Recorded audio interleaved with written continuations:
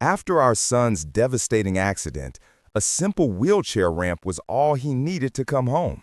But our neighborhood's HOA declared war on it and on us, sparking a battle for dignity that threatened to cost us everything. The first thing that hits you when you bring someone home from the hospital is the smell. For 3 agonizing months, our world had smelled of antiseptic, bleach, and that faint metallic tang of sterile equipment. But that afternoon, as I pushed my son Leo's wheelchair over the threshold of our home for the first time since the accident, the air was filled with the scent of my wife Sarah's lemon-scented cleaner and the faint aroma of the welcome home lasagna she'd put in the oven. It was the smell of normal, and my God, we were desperate for normal. Leo, my bright, funny, soccer-obsessed 10-year-old, was quiet. His eyes, which used to dance with mischief, now held a deep, weary caution. He looked at the familiar hallway, the pictures on the wall of him kicking a ball or grinning with a missing front tooth, as if he were a visitor in a stranger's house. The accident had taken a lot from him, but what it couldn't touch was the fierce, unyielding love Sarah and I had for him. We would do anything to make this house a home for him again. The first obstacle presented itself immediately: our front door. 3 simple, unassuming concrete steps led from the driveway to the porch. Before the accident, they were nothing. Now, they were an insurmountable mountain. I looked at the steps, then at Leo's thin shoulders, then at the heavy, cumbersome wheelchair. Without a word, Sarah came to one side and I took the other. We lifted, grunting with the effort, trying to keep the chair level. Leo squeezed his eyes shut, his knuckles white where he gripped the armrests. We managed it, but it was clumsy, undignified, and terrifying. I could feel the tremor in Sarah's arms, saw the flash of fear on Leo's face as we tilted precariously. We got him inside, but we both knew this wasn't sustainable. We couldn't live like that, treating our own front door like a daily Everest expedition. That evening, after we got Leo settled in the downstairs guest room that was now his bedroom, Sarah and I sat at the kitchen table, the celebratory lasagna untouched between us. "We need a ramp, Marcus," she said, her voice barely a whisper. "A proper one. He needs to be able to get in and out of his own house, to feel independent." Of course, she was right. It was a no-brainer, a necessity. The next morning, I was on the phone with contractors. We weren't wealthy people. I'm a high school history teacher and Sarah's a part-time librarian. The medical bills had already been devastating, but we'd figure it out. We'd cash in savings, pull from my 401k, do whatever it took for Leo. A week later, a kindly contractor named Dave came by, took measurements, and drew up a simple, elegant design for a wooden ramp that would run along the steps. It was perfect, functional, safe, and as unobtrusive as possible. "Just one thing," Dave said, packing up his notepad. "You'll need to get this approved by your HOA. It's a structural addition, usually just a formality for accessibility stuff, but you gotta check the box." The HOA. Of course. The Maple Creek Estates Homeowners Association. When we first moved in, they seemed like a harmless, if slightly overzealous organization dedicated to keeping the lawns green and the mailboxes uniform. I'd never had a reason to interact with them beyond paying our quarterly dues. I downloaded the architectural modification form from their dated website, filled it out, attached Dave's professional blueprint, and sent it in, expecting a swift, compassionate approval. That was my first mistake, underestimating Carol. Carol Becker was the self-appointed queen of Maple Creek Estates, the president of the HOA. She was a woman who seemed to derive a profound sense of purpose from measuring the height of her neighbor's grass with a ruler. A week after I submitted our application, I received an email. Not a letter, not a phone call, but a cold, 2-sentence email. Subject: Application denied. Dear Mr. Johnson, your request for an exterior structural modification has been denied by the board as it is not in keeping with the aesthetic uniformity of the community. I stared at the screen, blinking. Aesthetic uniformity? I read it again, then a third time, the words blurring with a hot rising anger. I looked out the window at the 3 steps that held my son captive. Aesthetic uniformity? Were they serious? I immediately called the number at the bottom of the email. It went straight to Carol's voicemail. I left a message, trying to keep my voice steady, explaining the situation, explaining that this wasn't for a new deck or a gaudy flamingo collection, it was for my disabled son. The next day, a crisp, white envelope was slipped through our mail slot. It was an official letter from the HOA, signed by Carol. It reiterated the denial, but this time it included a highlighted passage from the community bylaws. Article 4, Section 2. All exterior structures must be of a design and material pre-approved by the Architectural Review Committee to maintain the harmonious design of the development. It was bureaucratic jargon designed to say no in the most impersonal way possible. Sarah found me in the kitchen, staring at the letter, my hands shaking. "What is it?" she asked. I couldn't speak. I just handed it to her. I watched her face crumble as she read it, her hope turning to disbelief, then to a quiet fury that matched my own. "They can't do this," she said, her voice trembling. "This is a medical necessity. It's discrimination." I decided to go see Carol in person. Her house was 3 blocks away, a perfect mirror of our own, but with an award-winning rose garden out front. She answered the door holding a small yapping dog, a look of mild annoyance on her face that sharpened when she saw it was me. "Mr. Johnson," she said, her tone as frosty as a winter morning. "I believe the board's decision was communicated quite clearly." "Carol, please," I started, trying to appeal to the human being I hoped was lurking somewhere beneath the layers of HOA president. "My son is in a wheelchair. He can't get into our house without being carried. This isn't a choice. It's about basic access. It's about his dignity." She adjusted the dog in her arms. "And we all sympathize with your family's situation, truly. But the rules are the rules. They exist to protect property values for everyone. If we make an exception for you, where does it end? What if someone else wants to paint their house purple? It's a slippery slope."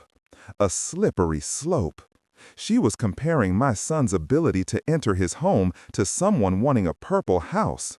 The rage that had been simmering inside me boiled over. "This isn't about property values, Carol, and you know it. This is about a child, my child." Her smile was thin and completely devoid of warmth. "The board has made its decision. If you have any further appeals, you can submit them in writing for consideration at the next quarterly meeting." The next quarterly meeting was in 3 months. 3 more months of carrying Leo up and down those stairs. 3 more months of him feeling like a prisoner. I walked away from her perfect house with its perfect roses, my heart pounding with a sense of utter helplessness.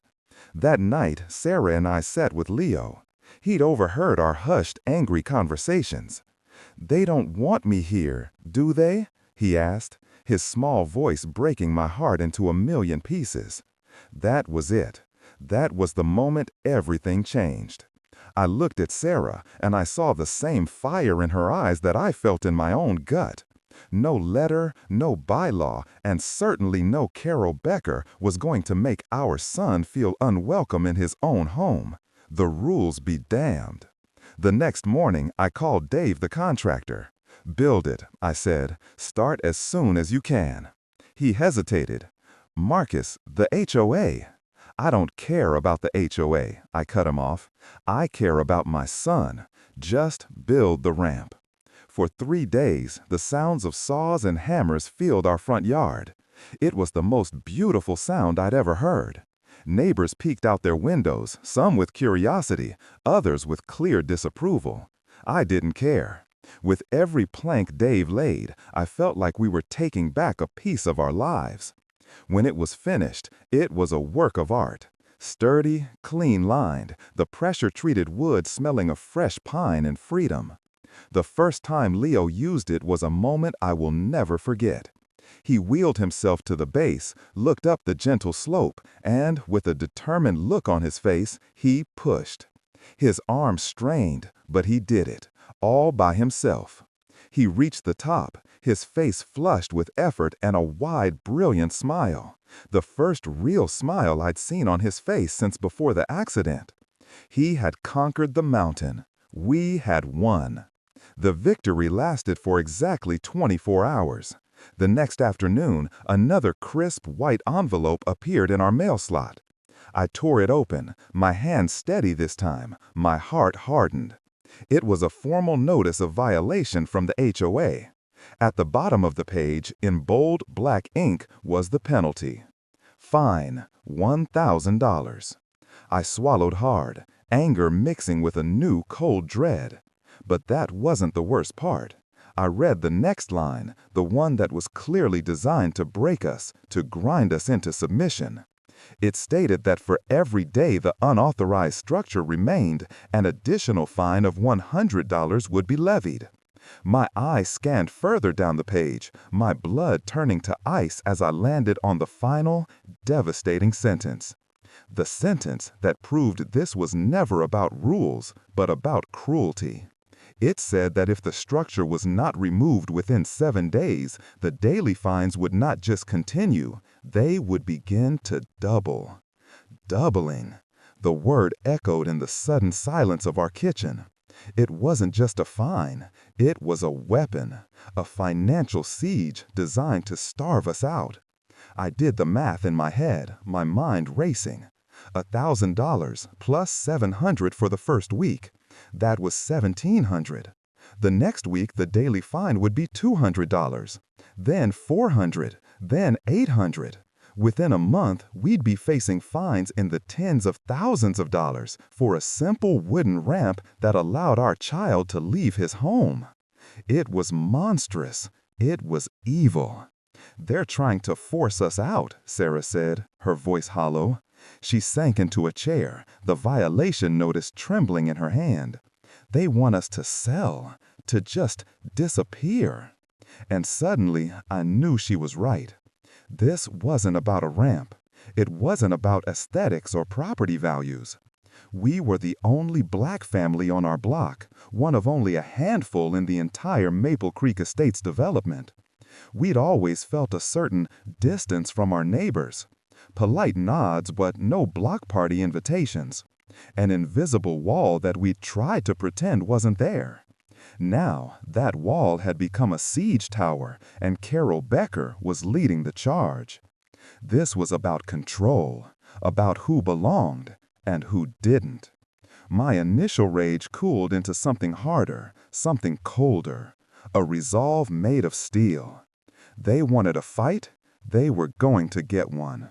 I spent the next 2 days glued to my computer, diving deep into the black hole of property law. I read about the Fair Housing Act, about the ADA, about the legal requirements for reasonable accommodations for disabilities. The law seemed clear. An HOA could not deny a necessary modification for a disabled person. What they were doing wasn't just cruel, it was illegal. Armed with printouts from the Department of Justice website, I went to the monthly HOA board meeting held in the sterile, beige community clubhouse. Carol sat at the head of the table, flanked by 2 other board members, a grim-faced man named Gary and a woman who looked terrified to make eye contact with anyone. About a dozen other homeowners were scattered in the audience. When the floor opened for new business, I stood up. I calmly laid out the facts. I spoke about Leo, the accident, and the medical necessity of the ramp. I then passed out copies of the FHA guidelines I'd printed. "As you can see," I said, my voice steady and measured, "denying this ramp is a direct violation of federal law. The fines you are levying are not only immoral, they are illegal and unenforceable." Carol listened with a tight, condescending smile. She didn't even glance at the papers I'd handed her. "Thank you for your impassioned presentation, Mr. Johnson," she said, the words dripping with sarcasm. "However, Maple Creek Estates has its own set of covenants, which you agreed to when you purchased your home. Our rules are designed to protect the integrity of our community. They are legally binding. Federal law trumps HOA bylaws, Carol, I shot back, my composure starting to fray. You can't just opt out of the Civil Rights Act. The man, Gary, spoke up for the first time. We have a lawyer, he grunted. He says we're on solid ground. It was a lie, and we all knew it. Or maybe they'd found some bottom feeder who told them what they wanted to hear.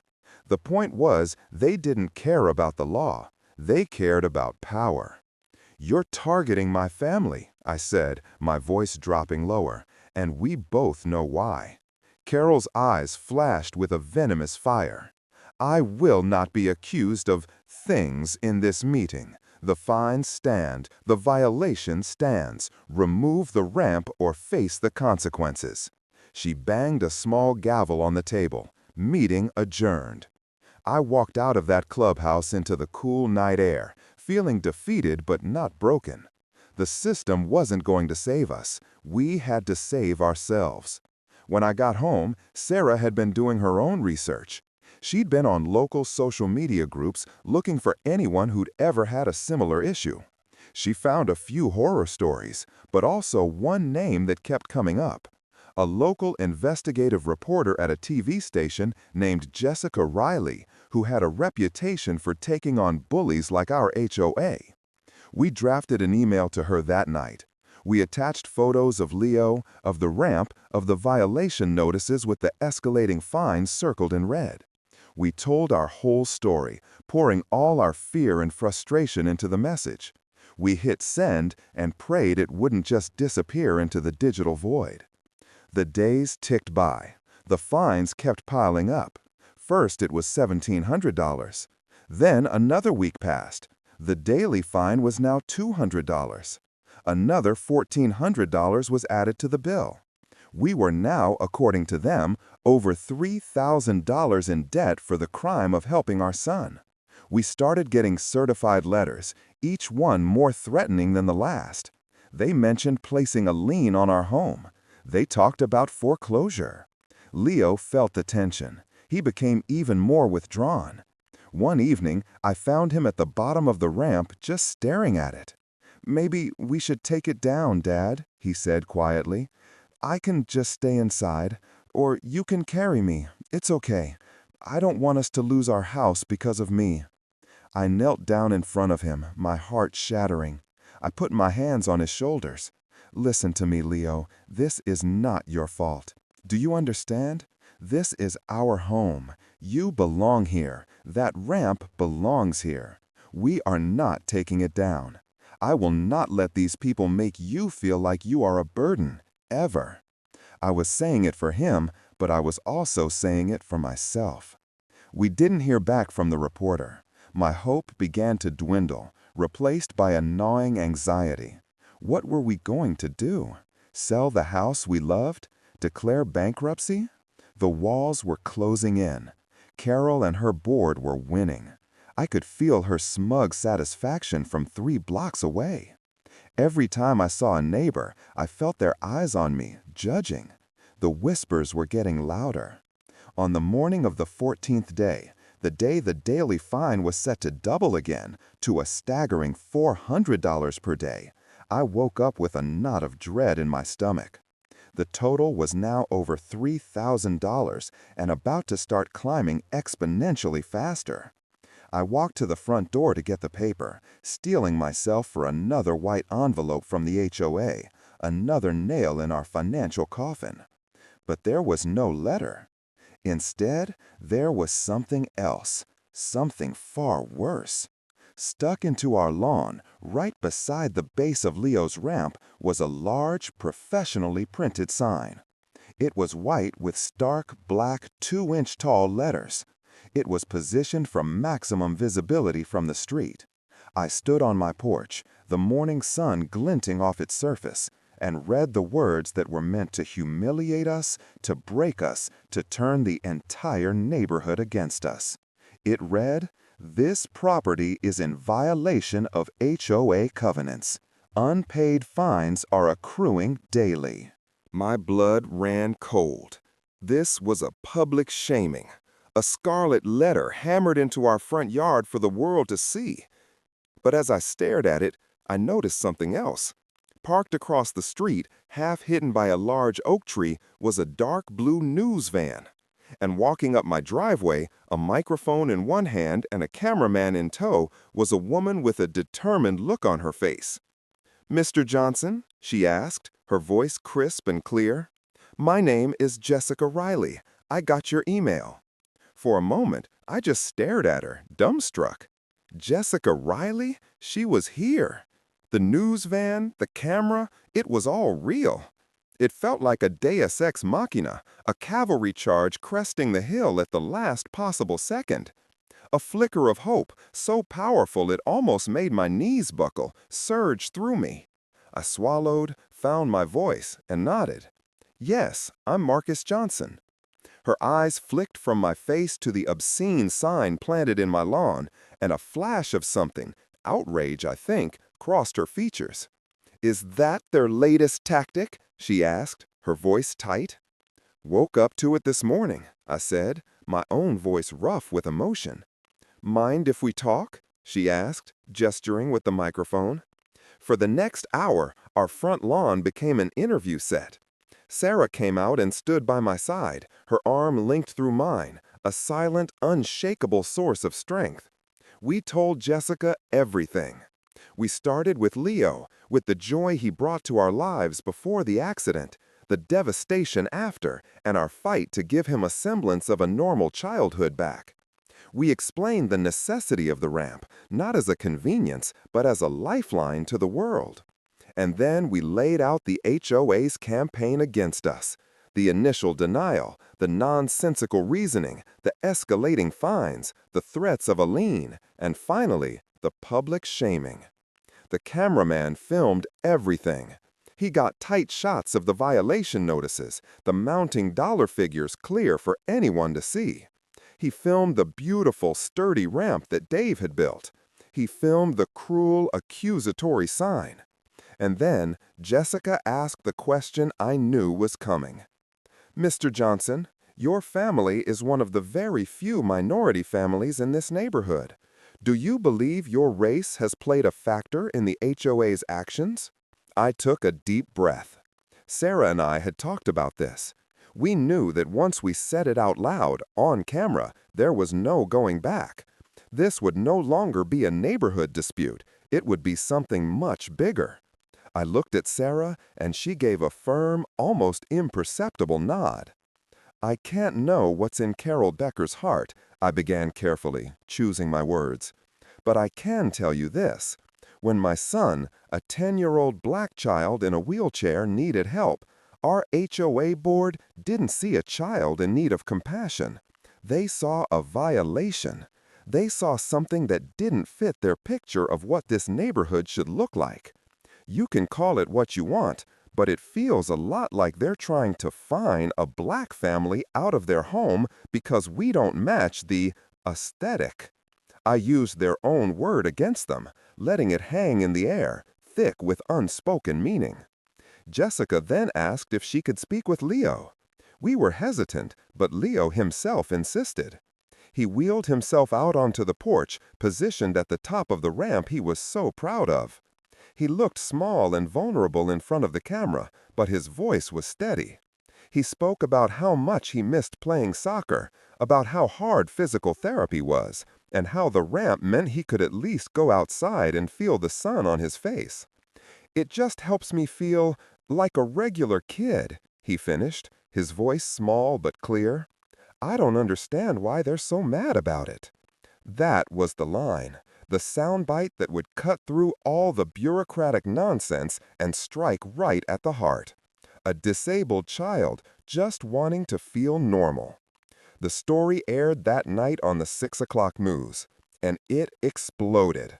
Jessica Riley had framed it perfectly. It wasn't just a story about an overzealous HOA. It was a story about basic human decency versus heartless bureaucracy. It was David versus Goliath.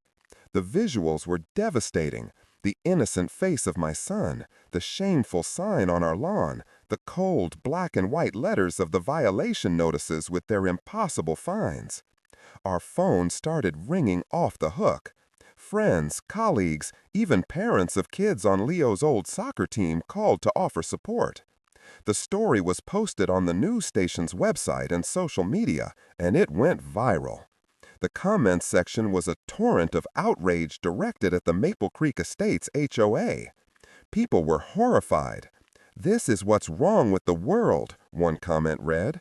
"Shame on them," said another. A local disability rights advocacy group reached out offering pro bono legal representation. A GoFundMe was started by a complete stranger to help with our legal and fine-related expenses. Within hours, it had raised thousands of dollars. The reaction inside the neighborhood was different. It was like a bomb had gone off. That evening, I saw small clutches of neighbors standing on their lawns, talking in hushed tones, pointing at our house. Some looked sympathetic. Others looked angry, as if we had brought shame upon their perfect little enclave. The next morning, the sign was gone. Sometime in the night, someone had pulled it out of the ground. In its place was a bouquet of flowers with a simple card that read, "We support you, a neighbor." It was the first crack in their wall of uniformity. Then came the call from Carol Becker. Her voice, usually so sharp and condescending, was thin and reedy, laced with panic. "Marcus," she said, forgoing any formalities, "you need to call off the news. You need to tell them this has all been a misunderstanding." "A misunderstanding, Carol," I replied, my voice dangerously calm. "Were the thousands of dollars in fines a misunderstanding? Was that sign you put on my lawn a misunderstanding?" "It's gotten out of hand," she pleaded. "The board members are getting death threats. People are posting my address online. This has to stop." "Then drop the fines," I said simply. "Approve the ramp, put it in writing, and issue a public apology to my son." There was a choked sound on the other end of the line. The board will have to vote on it." "You've got 24 hours, Carol," I said, and hung up. The power dynamic had shifted completely. We weren't the ones on the defensive anymore. She was. The whole HOA was. They had tried to use shame and financial pressure to break us, but by bringing it into the light, we had turned their own weapons against them. The next day, 2 more news vans were parked on our street. Jessica Riley's story had been picked up by the national affiliates. The pressure was mounting. We received a certified letter that afternoon, but this one was different. It was from the HOA's lawyer. It stated that, in light of new information, the board had voted to retroactively approve the ramp and waive all outstanding fines. There was no apology, of course, just a cold, legalistic retreat. We had won. Sarah and I hugged in the hallway, a massive wave of relief washing over us. Leo, hearing the news, let out a whoop of joy from his room. The siege was over. But the story wasn't. A few days later, I received another call. This one wasn't from a reporter or a lawyer. The voice on the other end was professional, serious, and introduced himself as an aide to the governor. "Mr. Johnson," he said, "the governor saw the story about your son and your family's ordeal. He was deeply moved, and frankly, he was appalled by the actions of your HOA. He believes it highlights a bigger issue in the state regarding the overreach of these organizations." I listened, unsure where this was going. "He's proposing new legislation," the aide continued, "to strengthen protections for homeowners with disabilities against HOA discrimination. He's calling it Leo's Law, and he would like to launch the initiative with a press conference." "Wow," I breathed. "That's incredible." "There's more," the aide said. "The governor wants to hold the press conference right there, in your neighborhood. He wants to stand with you and your family on your front lawn, and he wants to do something symbolic to kick it off. Something to show that the community is moving forward away from division and towards inclusion." A sense of surreal disbelief washed over me. The governor, at our house, proposing a law named after my son. What does he want to do?" I asked, my heart starting to pound. The aide paused for a moment before delivering the final, unbelievable detail. He said, "There's a small, undeveloped patch of land at the entrance to your housing development. It's currently just a grassy field owned by the HOA. The governor's office, along with a few corporate sponsors who were moved by your story, have arranged to fast-track its development. They're turning it into a brand new, fully accessible park for all the children in the community. And the governor would like to personally invite you, Sarah, and Leo to be there with him this Saturday for the ribbon-cutting ceremony." The week leading up to the press conference was a blur. Our quiet suburban street was transformed. City workers arrived to mow and landscape the grassy field at the entrance to Maple Creek Estates. A fleet of trucks delivered playground equipment, not just standard swings and slides, but specially designed accessible structures with wide ramps, sensory panels, and smooth rubberized surfaces instead of wood chips. It was a whirlwind of positive action, a stark contrast to the months of suffocating negativity we'd endured. The atmosphere in the neighborhood had shifted from quiet hostility to a palpable buzz. The same neighbors who had peered at us from behind drawn curtains were now stopping by to express their support, some looking genuinely ashamed. "We had no idea it was that bad," one woman told me, wringing her hands. "Carol always just said it was about the rules." It seemed the veil had been lifted. They could no longer hide behind bylaws and aesthetic uniformity. Our story had forced them to see the human cost of their indifference. Carol Becker and the other board members had gone completely silent. Rumor had it they were facing a recall petition, and their lawyer was advising them to keep a very, very low profile. Their power, built on a foundation of petty rules and intimidation, had crumbled the moment it was exposed to the light. Saturday morning was bright and sunny, a perfect autumn day.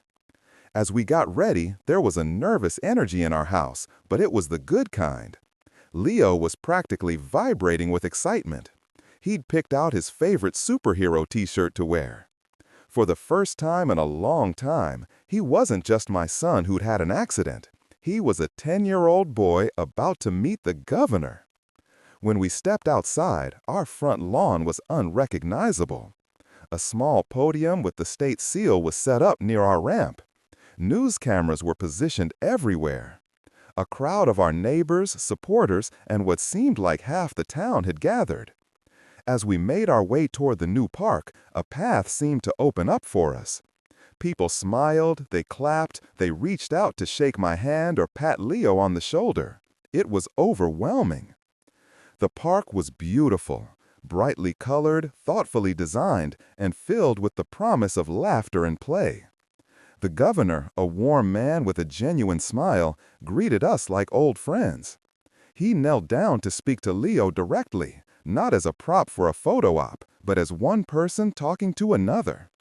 "Leo," he said, his voice full of respect, "what you and your family went through was wrong. But because of your courage, we're going to make sure it doesn't happen to other families. Your name is going to stand for fairness and compassion. That's a pretty big deal." Leo, usually shy, beamed with a pride that filled my heart to bursting.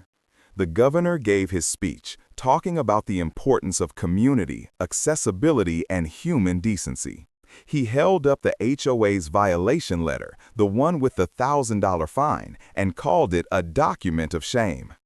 Then he announced the details of Leo's law, which would impose heavy state fines on any HOA that violated the Fair Housing Act and create a streamlined process for families to get accommodations approved.